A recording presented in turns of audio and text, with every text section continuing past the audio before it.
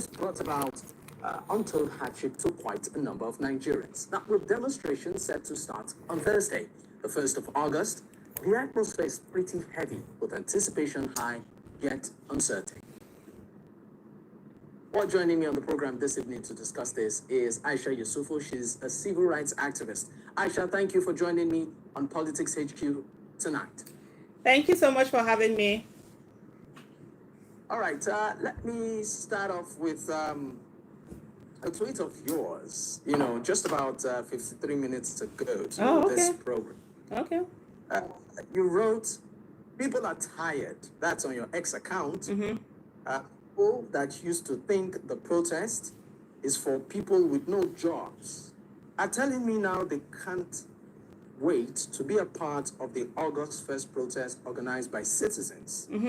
The hunger in the land has gotten a lot of Nigerians to factory setting. I think I'd just like you to speak more on that. Yes.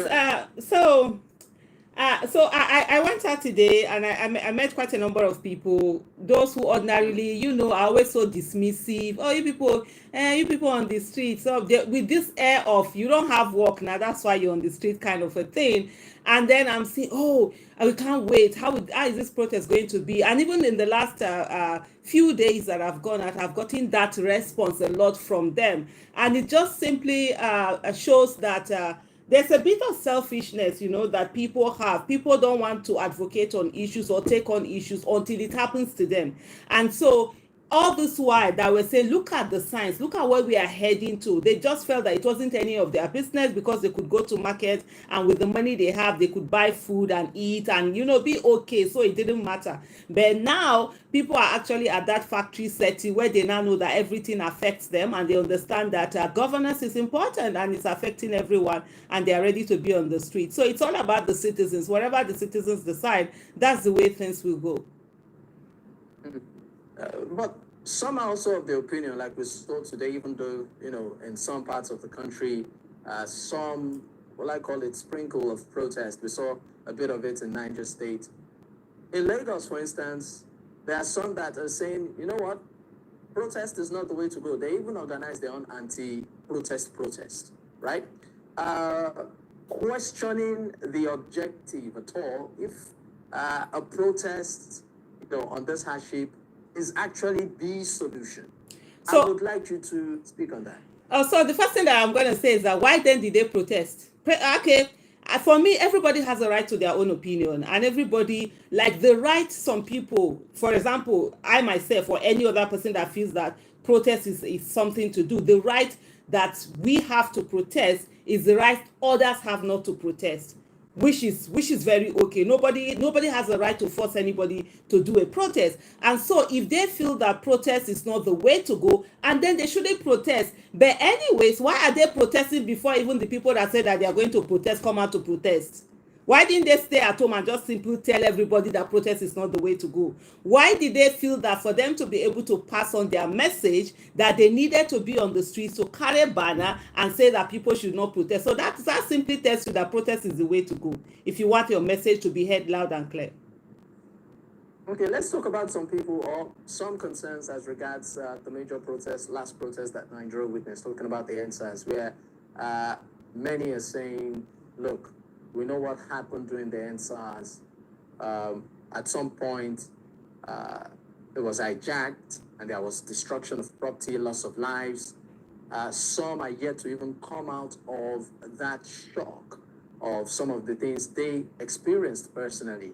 And they're saying, look, this also might just go that way. For my question to you is this: are there takeaways from the End SARS protest? And for those that have similar concerns, what do you have to say to them?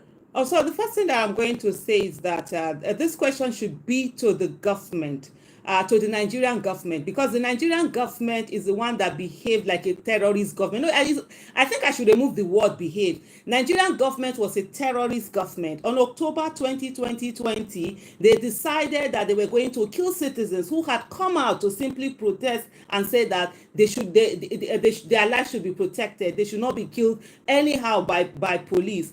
One of the things that I would say to you, there was no protest that was hijacked. End SARS protest was not hijacked.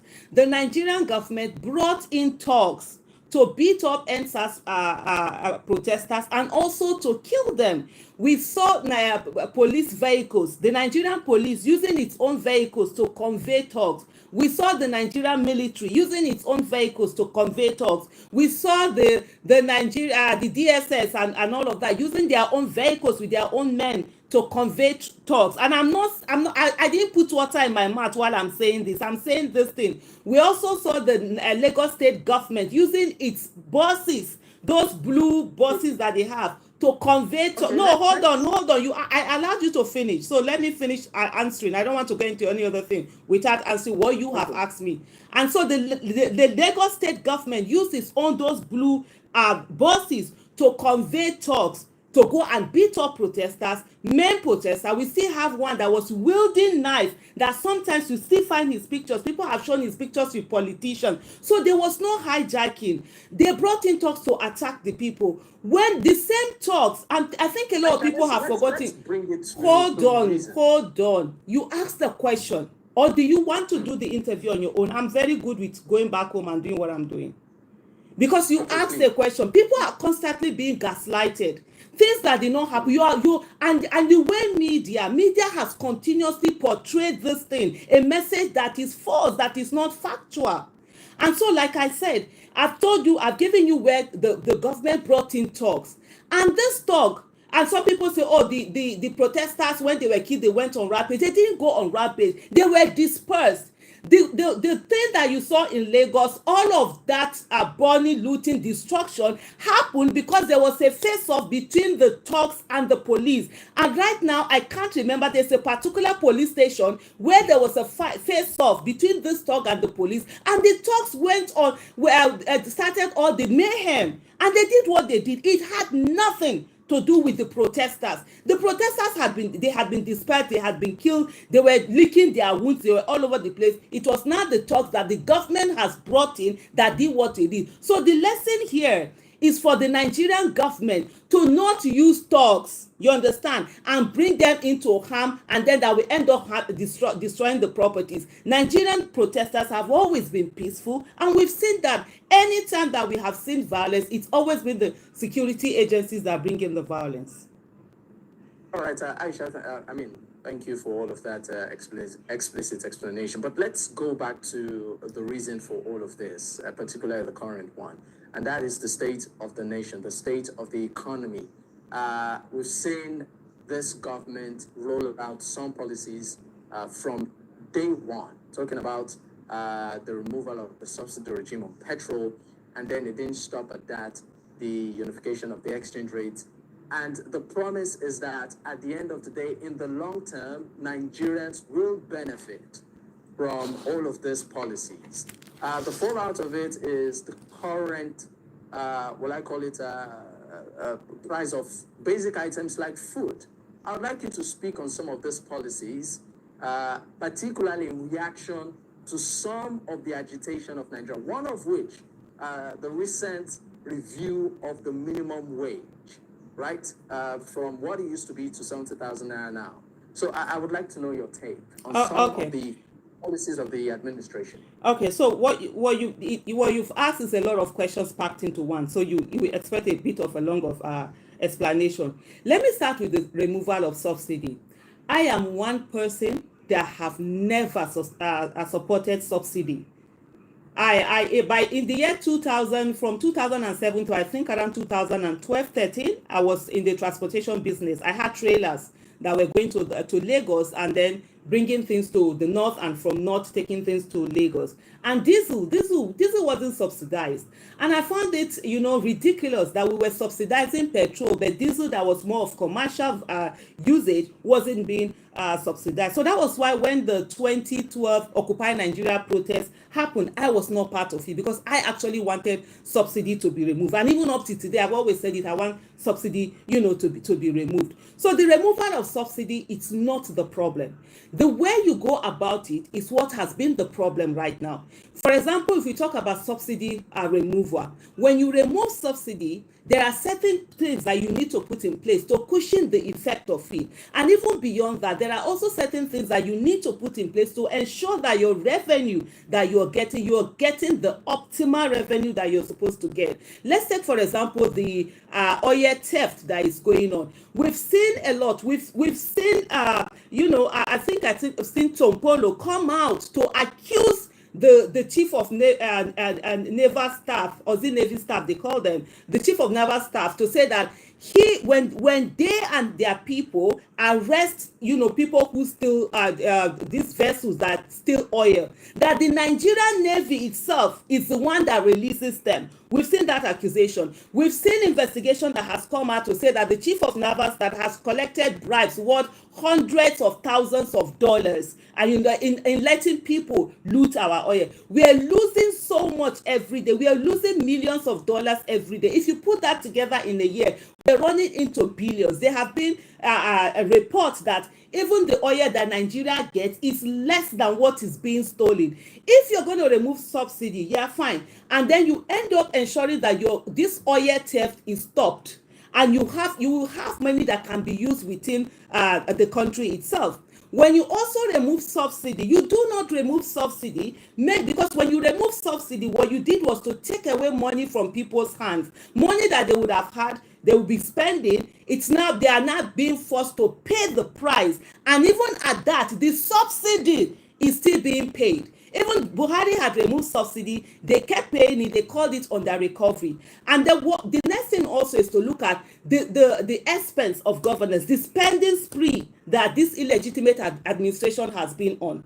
They have renovated house for vice president. They have bought, now they bought a presidential fleet, they bought yacht, they've done building, all sorts of things. You've seen the $15 billion dollars contract that was put in place to the extent that businesses were being destroyed. That's one on one hand. So you don't just remove it and then you don't put anything to cushion the effect of it. When it also comes to unification of dollar, I'm not an economist, but for me, the way I look at it, we've had a situation whereby there are people who have had undue advantage over others. A lot of people have been doing what they call round tripping. They come, maybe they have friends, they collect $1 million.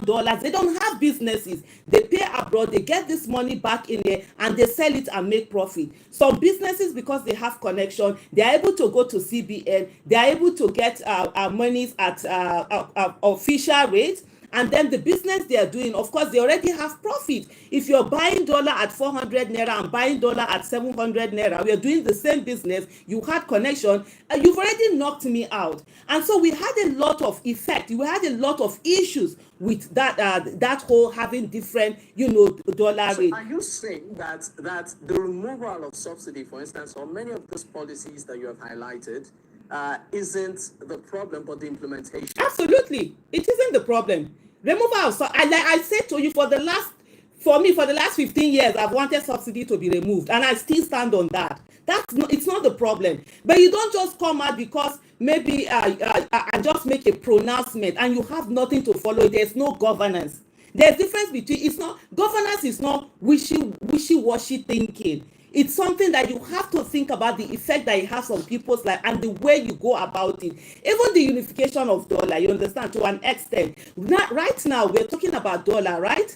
There was a particular expense that they did. I can't remember what it is now. Was it cars they bought? We've had a lot of dollars being spent on buying cars. We've had a lot of government itself spending so much forex that we do not have. Even the petrol that we are importing, why are we still importing petroleum?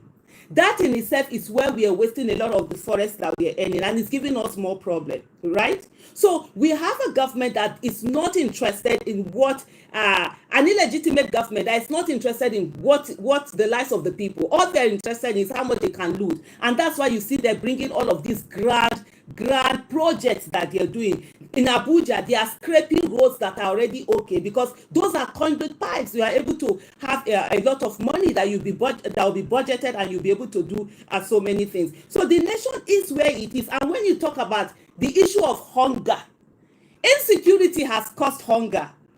You understand? I don't know whether Nigerians were asleep of course, if the government, the government that we had before, they were asleep, this illegitimate government is still asleep, why would the people be sleeping? We've had a situation whereby all the food basket states of Nigeria, insecurity, as if there was a deliberate attack on Nigeria. We're talking about Benue, you're talking about Plateau, you're talking about Taraba, you're talking about Borno, you're talking about Zamfara. They've been attacked. You're talking about Niger. They've been on siege. Terrorists have taken over lands. Farmers have been killed. The military that has the constitutional duty to protect the territorial integrity of Nigeria has not been able to do anything. The military have sat down and they've allowed ragtag army to defeat them and be on top of the situation, which is leading to the hunger that we have. Okay, on the issue of food security, for instance, I was having a conversation with a trader, and she highlighted, yes, as much as the government, has its own fault in all of this, there's also the human factor. Let's put it the Nigerian factor. And she made me understand that one of the major causes right now is that some Nigerians are buying food in bulk from the source, that's the farmers, and exporting it. She said it's a major factor that they go to the farms, they go to the hinterland, the available crop there, they buy it, a little above higher than market price, and export it in drones. Where am I going to? Now, as much as the government too might have its own fault, I mean, would you also say that some Nigerians too, with their dealings, are pretty much... honestly, between you and the trader, I don't know whether I should use cane and flog both of you. Sorry, No, I mean, I'm just... Hold on. Let me... Like yeah, I will call, because I'm looking at you saying it, and I'm like, I'm just like shaking my head. No, hold on, I'm gonna come. I will explain. I heard you loud and clear. It's the thinking that for me, I'm like, I can't get. And I'm not trying to be insulting or anything, but I'm just trying, as I'm listening to you, I'm like stumped. And this is why I'm stumped. For years, we've said that the major source of... I just need to understand right now that we need to go on a break. Okay. When we return, of course, you pick up from that line of thought. I sincerely apologize. No, it's okay. We need to go on a quick break. When we return, we will pick up. Stay with us. Lord have mercy. Sometimes I'm talking to this a journalist there. I'm like, my head is like crazy. For how many years we've said that we want to start exporting more, do more export of agricultural product and not depend on oil. And now we are blaming people that, they are buying food and exporting. Why can't we grow more food so that they will export, we will get forex, and then we will have enough? Is that the reason why there's no food? Lord have mercy. Anyway, well done all of you. Thank you so much for joining. I just put live. I didn't even put any title because we are about to go on. Okay, we're about to come on this, so I just have to put it on. But I'm on News Central. I'm on a program that they call the State of the Nation, and that's the discussion that we are having. It's absolutely sometimes so crazy, the kind of things, the kind of thinking that we have in Nigeria. People are always ready to blame citizens. They are not blaming the fact that farmers can't farm. Farmers are not in their farmland. Terrorists have taken over lands. Killer herdsmen, terrorists, bandits, they've driven people away. Farmers have been killed. These are the major issues that are supposed to be tackled.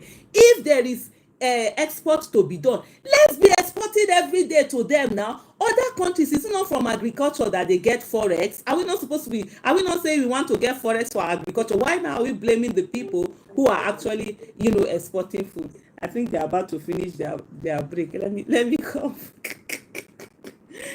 Okay. This is still Politics HQ, and of course, we are talking about the state of the nation at this moment. We still have with us Aisha Yusufu, who went on a quick break. She was about to respond to my last question. Aisha, thank you for staying with me. I will stay with you because I want to respond to that question. So first of all, for years, For years, we have been saying that Nigeria is oil dependent.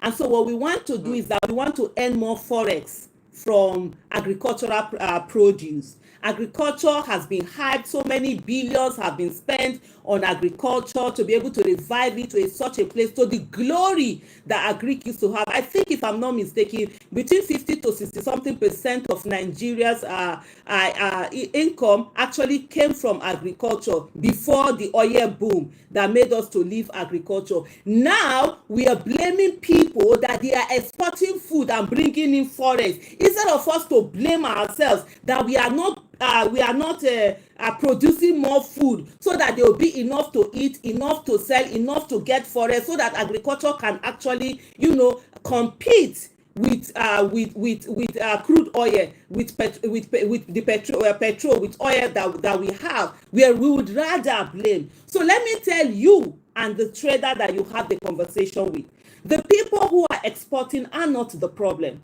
There are exporters. They have always been exporters. And the Nigerian government, and even we as people, we've always encouraged people, export these things, bring in forex, so that we'll be able to get forex in our country. A lot of countries depend on agriculture. They make such huge amount of money from agriculture. You look at Holland and Kenya.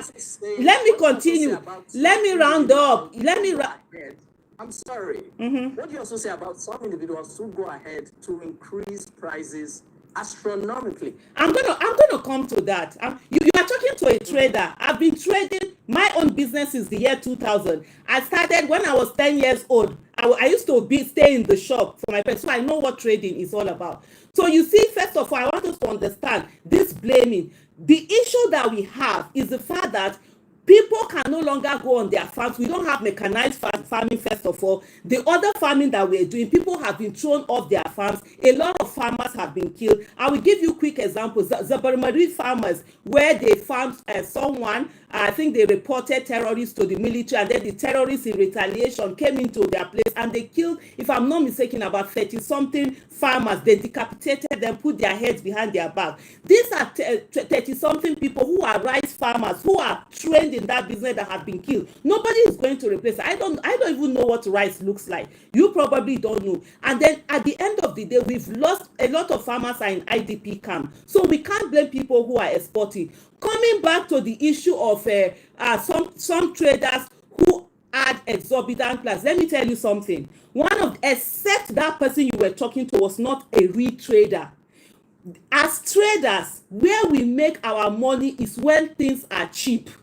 When things are cheap, that is when traders make money. You can add whatever margin. People really don't care. But when things are expensive, there is no how you make money. You make very little. The exorbitant price is not coming from people who are adding these prices. It's coming from the effect. Because let me give you an example. Before you sold 10 tubers of yam, you could use it to buy a cloth or maybe one thing that you needed to buy. Now, because of the increase in price, you need to sell about 20 tubers of yam to buy the same thing. Guess what? You're going to increase the price of that yam. And one of the things also, and I will tell you something, because some people see that, oh, the price went up, the price came down. I did a tweet. Maybe you didn't see that tweet. If I had known we were going to talk about it, I would have looked up the tweet. I said one of the worst business to do, because I've been in that business, my parents were in that business, is selling perishable or semi-perishable goods. We were talking about yam. It was a report I saw where Kaduna yam sellers were saying that farmers were no longer people were no longer buying yam because yam was very expensive. This is the thing that is going to happen with these things, and I've seen them happen again and again since I was like 13 years old. I'm 50 right now. You can do the math. If these perishable or semi-perishable things, when they become expensive, these traders buy them. If people don't buy, guess what we do? They will be forced to reduce the price and sell at a loss. Because if they don't reduce the price and sell at a loss, those things are going to get rotten and they get spoiled. And so when they sell at a loss, they're not going to buy. Either will not sell again, do that business, or they will not buy as much as they used to.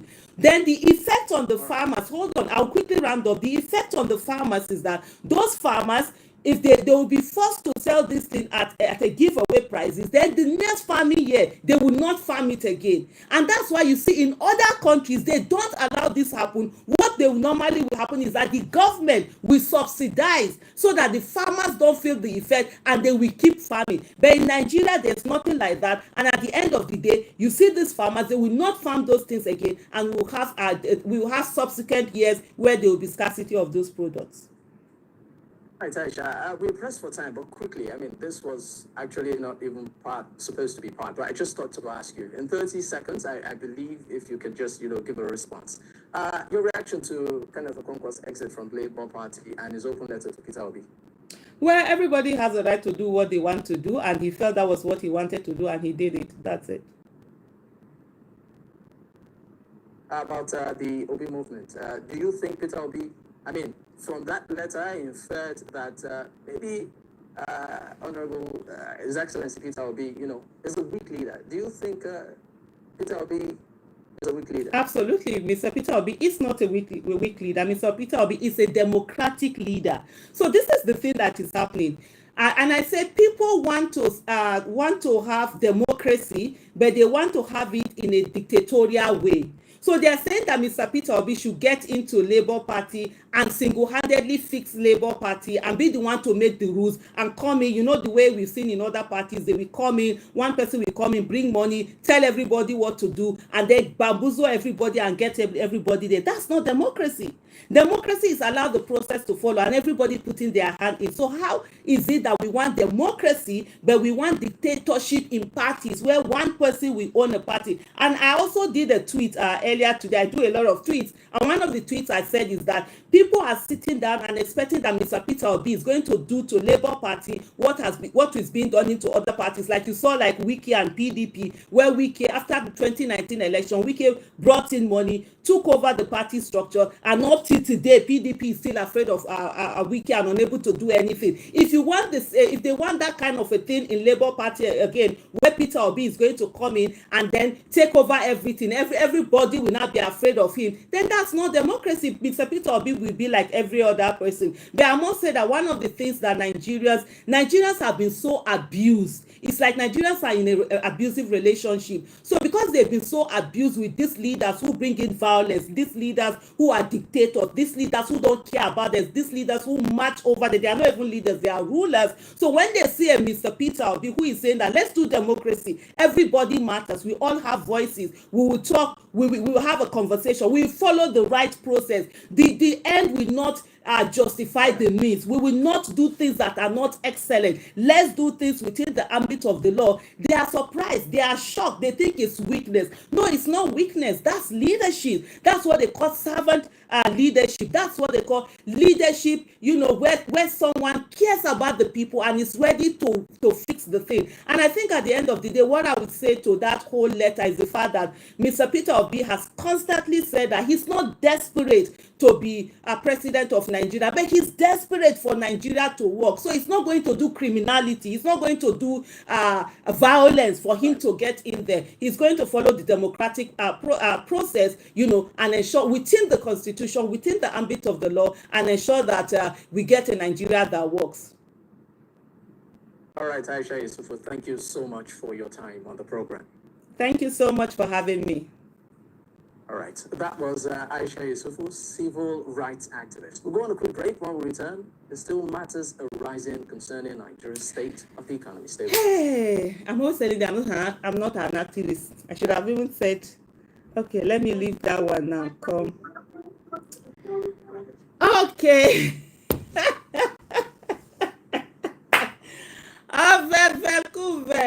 Oh my goodness, I've not done live in a very long time. I'm so sorry, everyone, but I've not been feeling fine, you guys know, and I'm really trying to recover now. So I'm slowing down on a lot of things that I do. Even this one is because the person that called me is someone that I respect very well.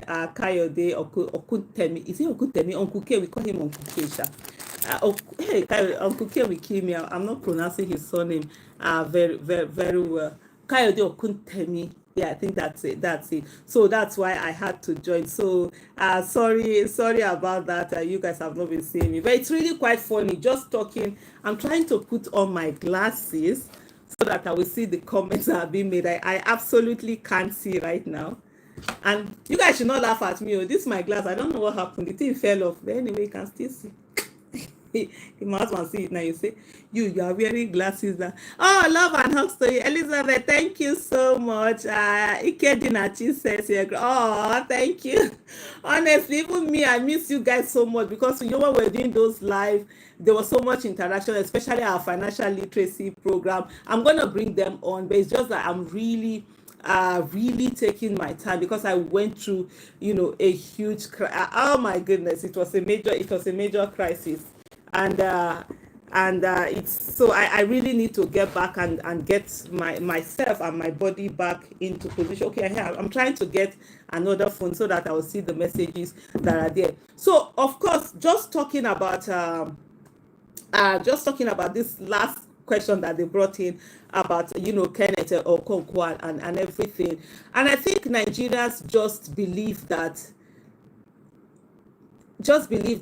they should be disrespected at all times. Nigerians, a lot of Nigerians, let me not say Nigerians, in short, a majority of Nigerians believe that when they disrespect you, when a leader abuses you, when a leader don't see anything, don't talk to you, don't respect you, that's what makes them strong leaders. No, those are actually the weak leaders. The strong leaders, the servant leaders, leaders who care about the people, who are focused on the growth of the people, are not just being dictators, are not just being tyrants, are the ones who are going to carry people along, are the ones who are going to listen, are the ones who are going to follow the process, are the ones who are going to do the right thing. Because if you don't do the right thing, what moral justification do you then have to tell other people, to do the right thing? I see a lot of people who are saying to Mr. Peter, oh, do you think that you can get into the office by this gentlemanly thing you are doing, by saying you want to follow the process? I even had to say to one, I said, go and enjoy the Tinubu you have now.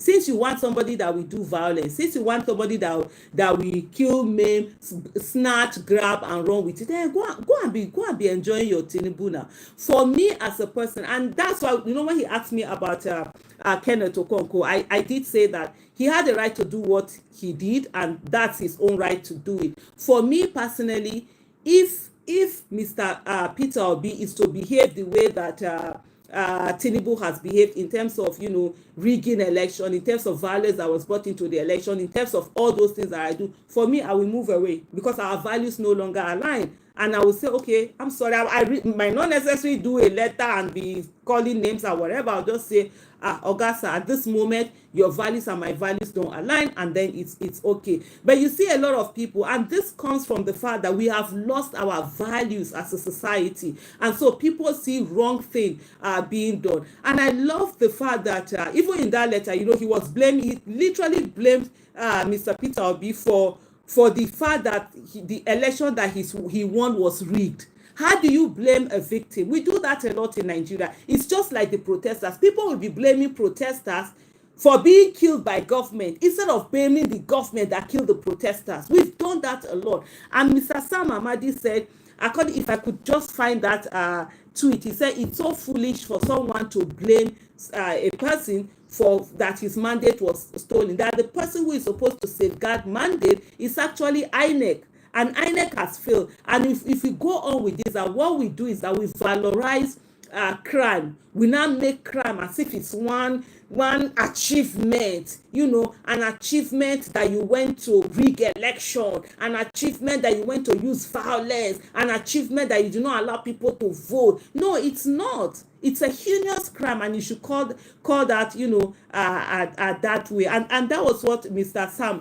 Sam Amadi would put out there. You see, people are trying to say that, Peter Obi should use all this. No, he shouldn't. If there's no way that you can do evil and hope that evil will not come at you, or if you will not also be evil, no. If Mr. Peter Obi was this kind of a person who was desperate to be in power, who was ready to maim, to kill, to do everything, he won't be the person that you are liking today. He won't be the person that you are supporting today. He won't be the person that you are looking at, and not today. They are checking his record. They can't find anything to hold him by it. Mr. Peter Obi has been a business person since when his family has done business. Since when he was in university, he had built his house. He had his supermarket. He had all of that. If he was someone who was criminal in any way, whether in terms of the businesses that he has done, he one shady thing or the other, by now you to be in the open. By now they will bring it out. So it takes a lot for you to say no, even though you know it's a shortcut. Oh yes, there are a lot of people who are doing it. A lot of people who are doing it, and they are getting away with it and stuff like that. A lot of people are doing it and making money, but it takes a lot of integrity for you to say no, I'm not going to participate in it, even if people are doing it. The kind of country we have is a messed up country where you are being insulted, you are being abused because you are doing the right thing. That's why you see people at traffic lights. You're standing, it's red, you're waiting for the red to turn to green, and people will be insulting you.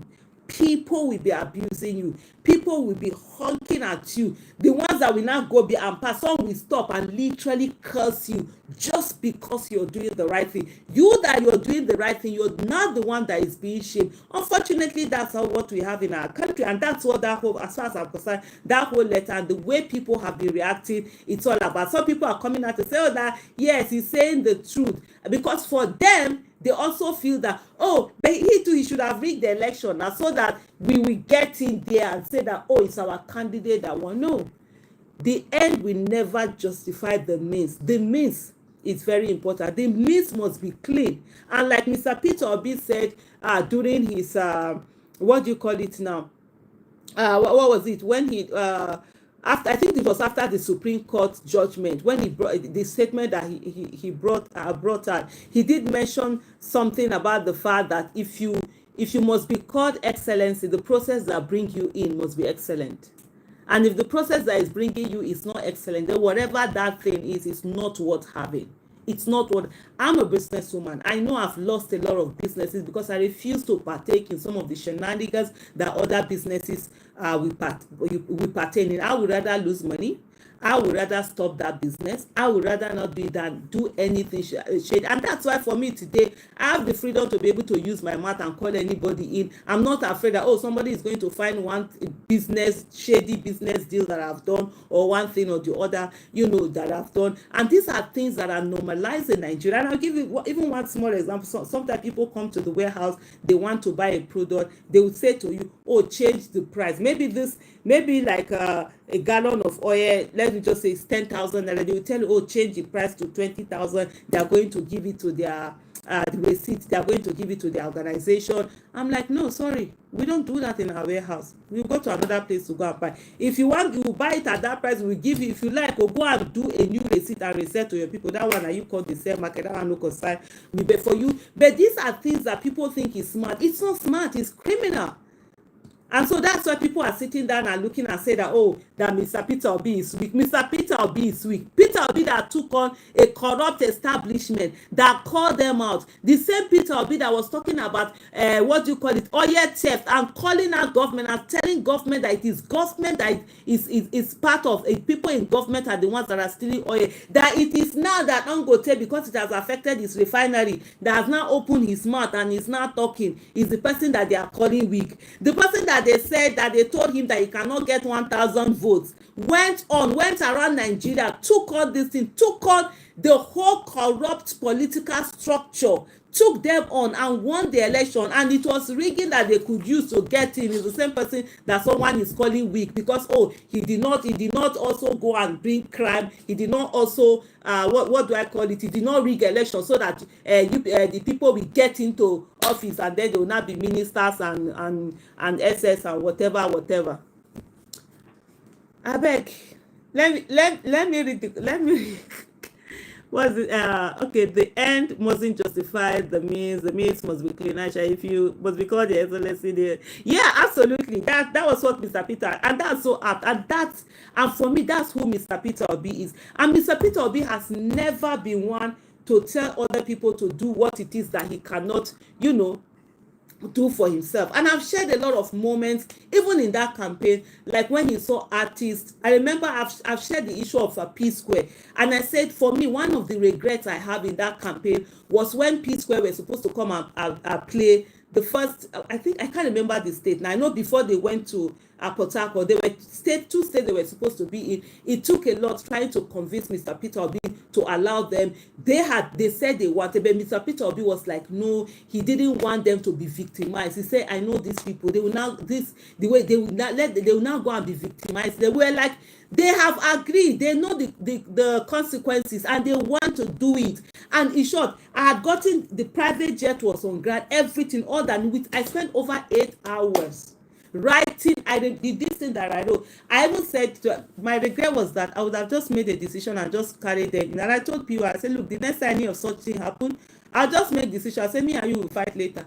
Let them go. And before they now came to that Onitsha, when they now came to Port Harcourt, they didn't even announce it, and many people didn't even know that they were coming. That's the kind of leader that Mr. Peter Obi. He will rather everything that he can to ensure that you are not affected. He will rather want to take the blame, and that's the person they are calling weak, because they have other people that we see that once in a while they come out, they talk on TV, and you will not see them again, that will be pushing people to go and do this. Meanwhile, they are not ready to do it. I don't think Nigerians understand what strength is, what they call strong leader. They think tyrants are the ones who are strong. Tyrants are bullies who are weak. Real strong leaders are the ones that will put, is themselves they will put on the front. They won't put the people on the front. It's the ones that will never ask people to do things that are wrong on their behalf. I don't think people understand all of that part.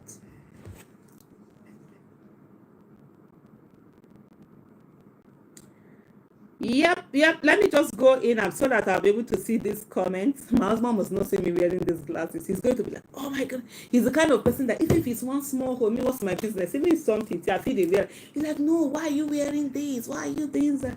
He's the pen person. Me, I'm the yaga anyhow. The person that even if it's one small hole, me, what's my business?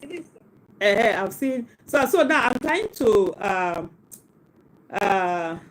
I'm trying to read the comments, and I want to be strong to be able to speak out against injustice in there. Amir Shakur Ibrahim, you're already strong. Absolutely, you're already strong. So this is what happened. Begin to speak. You understand? Begin to speak in your space. You don't have to start with carrying on the big issues. Start with where you are. Just always ensure that the right thing is done. And the only way you yourself too will have the moral justification to speak on things and ensure the right thing is done is by you yourself also always doing the right thing. No matter how difficult it is, no matter how painful it is, no matter how people will mock you, no matter how people will denigrate you, always do the right thing. When you do the right thing, you always have that moral justification to speak on it. So within your environment, you have this thing, speak on that thing. No, this is wrong. Do this thing, this way. And also lead by example. Do things by example. Little by little, you find that voice. Every one of us, we have a strength. And when people constantly know that you will stand for the right thing, you know, they will listen to you. They will respect what you say. They will know. People are just normally just afraid of because people will come at them and stuff like that. So you have the strength. Begin to just, implement it where you are. Just little by little. Just continue to do that. Don't allow people to bully you. And at every time, ensure that you how do I put it now? Ensure that I'm trying to find the words to actually put it in place. Ensure that you are objective. Yes, let me use that word. Ensure that you're objective. It's not about you. Even if something is going to affect you, speak the truth on it.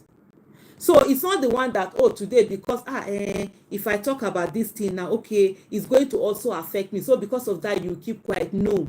Or I like this person. If I talk now because I like this person, no, you must speak on it. Or this thing is my tribe, or it affects my tribe, so I'm going to keep quiet. No. What is right is right. What is wrong is wrong. Even if you are the one doing it, you should have the capacity to look at yourself and say to yourself, Kai, Aisha, you mess up. You might not say that thing. You were not supposed to have done it this way or whatever. You shouldn't do that one. Accept it. And when you make mistake, accept your mistake. Don't try to bamboozle your way out of it. Don't try to Oh, sit down, and every mistake is a learning moment. Oh, I didn't know this way. I didn't look at it this way. I didn't do. So the thing is that always be objective. It's not about you. And one of the things is that put yourself in that position and say, if it was me they did this thing to, how will I feel? That's the way you take it. So it doesn't matter. So it's not as if, oh, because your religion, some people in your religion have done something wrong, and then because, oh, you don't want to speak because it's your religion, you keep, no. It's those people that did it. You speak up about it. Oh, people from your tribe, some people from your tribe have done something wrong, and because it's your tribe, you don't know. It doesn't work like that. So that objectivity is very important. Otherwise, then even you yourself, you even have the moral justification to be able to keep speaking on the issues that you need to speak on. I'm 70. Every time I talk about issue concerning that, people will say that I love talking about politics, that I'm too much of an activist. It doesn't matter what they say. So this is the thing. Let me tell you, I think, let me get something. Amir.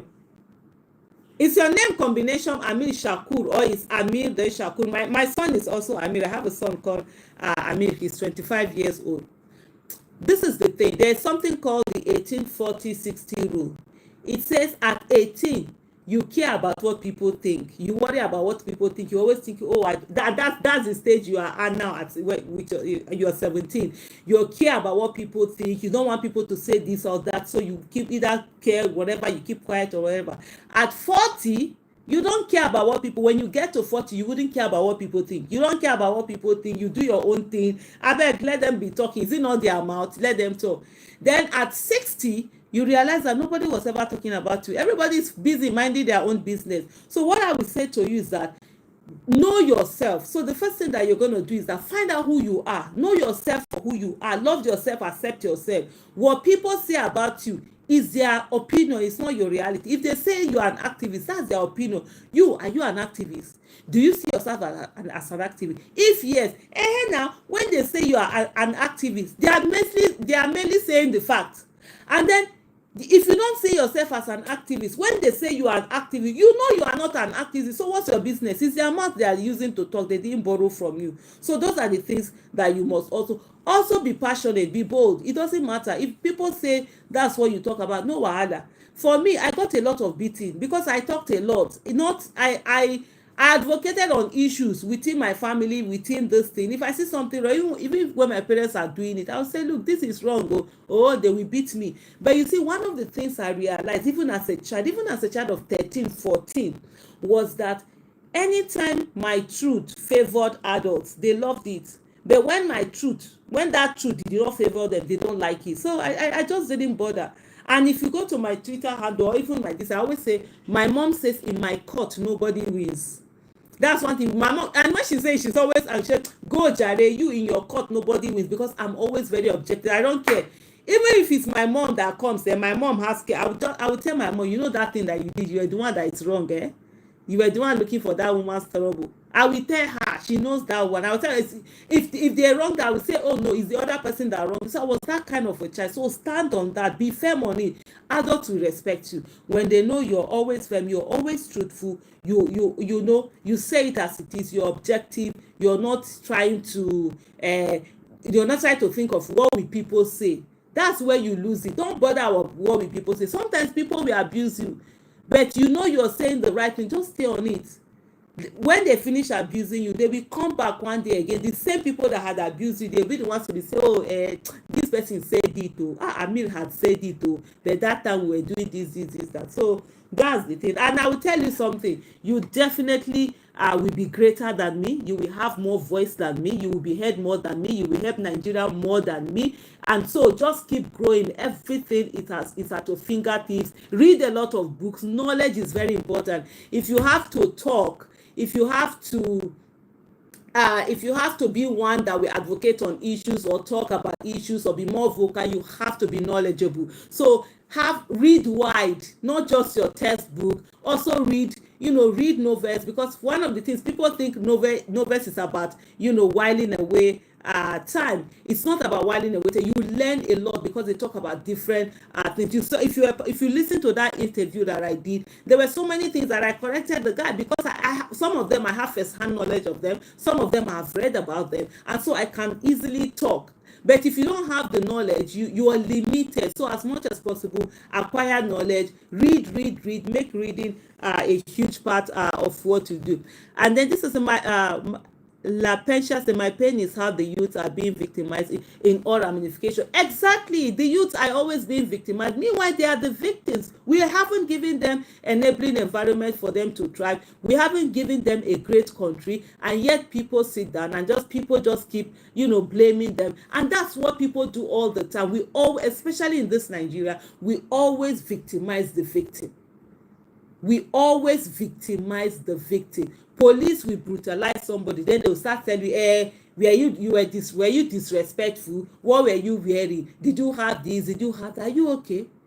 Is the police supposed to brutalize the person in the first place? Somebody will be raped, and then somebody will be like, what were you wearing? Where were you? Are you okay? So these are things that we do absolutely, that we also, as citizens, we need to stop all of those things. I'll just read the next 10 minutes. I will try and just round up. If it says Kenneth Okonkwo wants PO to come down to the level of looters in Nigeria, God forbid, PO for the people all the way, no shaking. Absolutely. So for some people, whether they understand it that way or not, that's just what you want PO to not be doing, to do what Tinubu did, and he becomes like Tinubu. God forbid now. Where is the change that we are looking for? Where is this thing that we're looking for? And for some that are like, oh, protest, he should have been at the forefront of protest. He should have called people to go and protest and all of that. Buhari that called people to protest in 2011, did he win election? Was he sworn in? Is it not that people now ended up dying? If not for in short, in November 2011, I had said that there's no how Buhari can ever win election in Nigeria again after what happened in 2011, when he literally could have stopped the protest, but he really didn't do anything about it. Until, of course, a leader came that was so bad at that time that people now said, okay, they needed to change him. And then they changed him 2015. We came to 2019. People were being blamed for the way they voted. 2019, a lot of people didn't vote. A lot of people decided to leave it, and that was how we ended up having another Buhari coming again. 2023, citizens came out and said they were going to, vote out, and they did vote out, and then there was rigging, that happened and all of that. So what they want, the people just sit down and they constantly are looking for ways that they're going to blame someone for doing the right thing. I just, honestly, I just can't understand. I just can't understand the term. Okay, it's Amir Shakur. Okay. I get it. Combination. Okay, I get it. Well done. Kudos to you. I said people like, oh, thank you so much for your kind words. Thank you. Zoba. Oh my goodness. I owe you so much apologies. Do you know, when I replied, you actually thought I was going to do it last week, but I was unable to. Even yesterday, I really wanted to start the book review, but I was just like, I saw the time, but I was a bit tired, because what I'm trying to do now is to just like sleep earlier, just rest. But I think we will start the book review again next week, Sunday, inshallah, at 9 p.m. 9 p.m. Nigeria time. Definitely we'll start. I haven't wanted to start it that yesterday. So okay, let's redo the, what do you call it now? What do you call this thing? The review. Let's do the chapter 1 and chapter 2 again. But so definitely, by God's grace, next week Sunday we're going to do that. But one of the things that I'm also working on is the fact that, my channel is supposed to be where, if you read the way I did, it's supposed to be politics, governance, business, financial literacy, talk about marriage, child upbringing and stuff, and anything in between. But I find out that I'm always so concentrated just on politics and governance. And one of the things I've realized is the fact that for us to have that good governance, for us to have the politics that we want, we need to first of all have people who have money. Honestly, in Nigeria, you can't have mouth if you don't have money. I tell people, if you are not financially independent or financially buoyant, you really can't have mouth, because that's how they will be turning you. school fee, you need to pay school fees. You cannot be doing, they will say they will affect your business or do one thing or the other. So it helps. And so because of that, I just feel it's also important when we talk about how do we get financial independence, how do we use the money that we have, we are earning, to be able to save, to be able to build up, assets that will be giving us income, passive income, and that will give you the freedom to be able to speak. You can't be speaking when you need contract from somebody. You can't be speaking when you need appointment from somebody. You can't be speaking when you are working for somebody. And so there are a lot of people that want to have voices, but because of the places they work in or the business they do something with government, they are unable to express their voices. So one of the things that I'm thinking about doing is that I'm going to focus on doing politics. I had thought about opening other channels. I'm like, I can't really work. I have a Vancouver channel, which I'm going to focus on. That one is just talking about those funny things that are happening. But I was thinking, they were like, okay, let's open a different channel for financial literacy. I'm like, nah, it will be too much. I really don't have that time to be opening so many channels. So what I'm thinking about doing now is that on Sundays, we will talk, all my videos will be on financial literacy. So people can go there. Like maybe on Fridays for love. You understand? Fridays for love. So Friday we'll talk about relationship, we'll talk about marriage, sharing about some of the things. For me, I've been married for 26 years, and I learned a lot from looking at, even before I got married, from looking at the relationships around me, from looking at marriages around me, from my parents' own, my aunties' own, my friends' own, my mother's friends' own. And when they are complaining, they will come and talk. As children, they normally, our parents always assume that their children are either not listening. When they are talking, you just find one corner, you just be hearing all the gist that adults are talking about, they're ordinarily supposed to hear, and the pain and what they went through. So there are some of the things that I've learned, and I believe that relationship matters a lot. A lot of people are affected by the kind of relationship they found themselves in, the kind of partners they have, the kind of marriages they have. Some people's destinies have been truncated by getting the wrong person. And so just talking about that, how to have a great marriage, how to have a happy marriage, how to be able to grow in your marriage. And it also comes down to children. We see the kind of children, the kind of society, the kind of children that are coming out there. We need to, I always say activism starts from home. You should allow your children to be activists in your house. My kids are activists in my, they will tell them, mommy, what's this? No, you're not supposed to do that. No, mommy. What? Even when they were young. And I will listen. Yes, if we are doing something, we do democracy, we come. Yes, as parents, you have the final say, but you bring them in. I'm not going to tell my child, don't do this. I must tell them why. Because even as a child, I used to ask my parents, when they tell me don't, I would say why, and they would say I'm stubborn. No, I wasn't being stubborn. I wanted to have an understanding of why you're giving me rules. And one of the things I found out, that with my children, I wasn't doing, don't do this, don't, no. I'll tell them, this is it, this is the problem, this is the repercussion, this is what is happening, so that they were able to think and also make decisions. And sometimes I will allow them to make the final decision. I will give them the whole scenario, I will give them the repercussion, I will give them everything. I'll say, make a decision. So that helped them it helped them to form their decision making processing. You understand? So they knew how to make decision on their own. They knew how to think. If they see situation, they look through it, they come at it. Instead of just giving your children instructions, do this, don't question, don't talk, you can't talk back at me. Who am I that my children cannot talk back at me? I always say to my children, the only being that you obey without is God. Every other person question them, even myself. And the only thing that you will obey, or you will do what I say, is when you're convinced that it's the right thing to do. If you're not convinced, ask me why, and I'll always sit down and explain. So that's the kind of upbringing, because that was what I wanted. And so when I became a parent, I put myself in my children's shoes. I remembered how it was as a child and what I wanted. This thing that somebody will sit down here, there is water here, you go and call a child that is far away to come and bring that water close to you. I have never done that to my kids, because it's so annoying. I find it annoying. They're doing their own thing. Why am I calling them, that way to come and do things like, oh, I brought you to this water, I'll take you out. Nah, I've never said those things to my kids. Things like, oh, go and bring your shoe, I'm going out, I'll tell my child, go and bring your shoe, then I will run away. I've never done that to my child. I will look you in the eye, I will say to you, I'm not going to go out with you. You're not following me. And that's it. If you like, cry from now to tomorrow. Now your mouth today take cry, you will cry. And if I've said I'm going to do something for my children, they know I'm going to do it. I don't say something and I don't if I say leave that place, if you don't leave that place, I will do XYZ. If you actually don't leave that place, I will do XYZ. So they knew, for me, they knew when I say something, that's it. I remember there was a time I went out.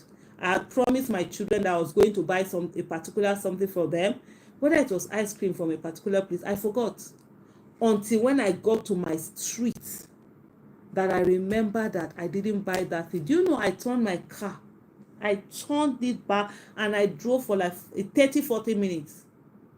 I bought that thing, I came back with it because I had given them my word. So they know, they believe that when mommy says something, that's we know that I will say one thing or the other. And things like, even when like kids, I see a lot of parents, their children are going to school, boarding school. They say, don't bring this thing. Parents will be helping their children to hide things that they say they shouldn't bring to school. And then you think that tomorrow they will not hide things from you? No. For me, that's why I tell you, process. So following this thing, my kids know if it's this way, they say they won't bring this, you're not taking it. Sorry, you're not.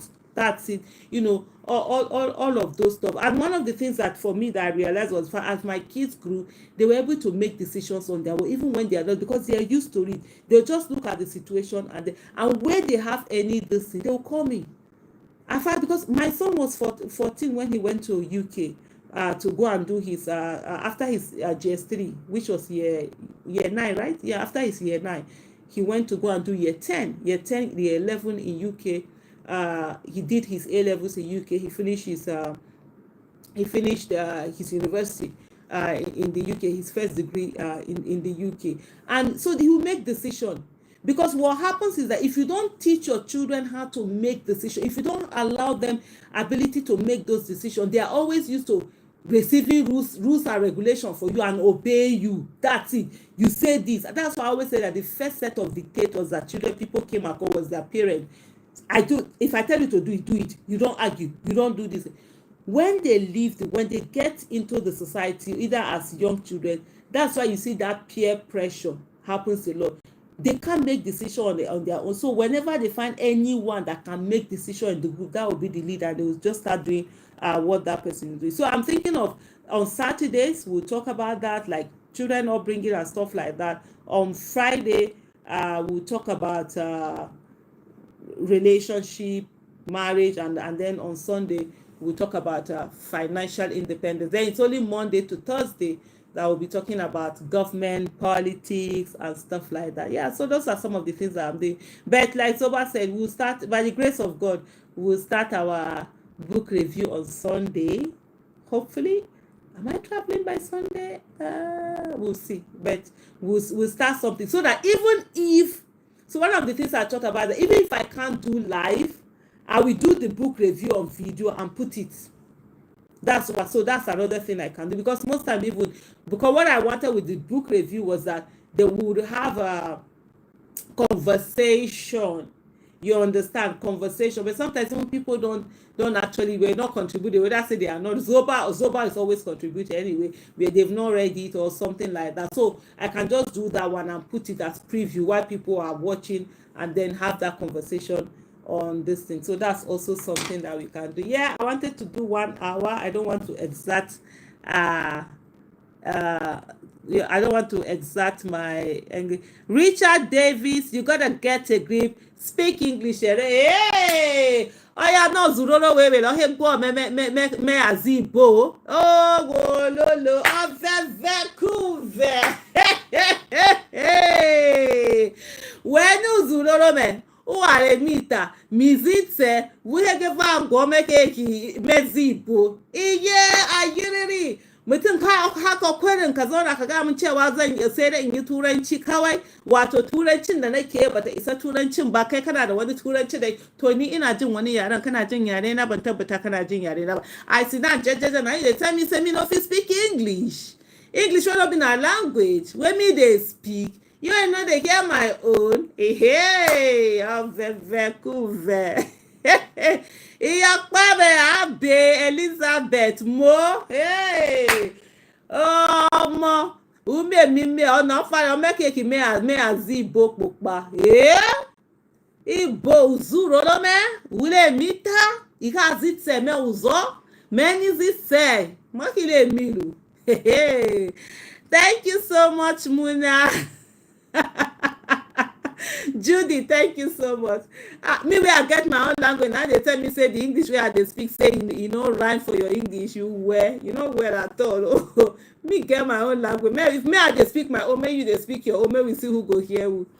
Thank you so much, everyone. It's really been a pleasure being here. I tell you, I've missed you guys so much. Many times I just feel like putting on the camera and just having conversation, but unfortunately, that sickness took me out. Honestly, it was literally like my family were really scared. That's why when I did this, I said, God said it's not time.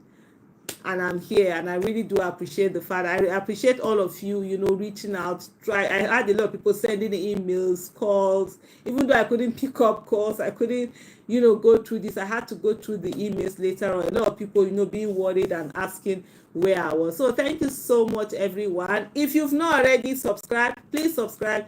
Put out videos 3 times every day. Recently, I'm putting up 4.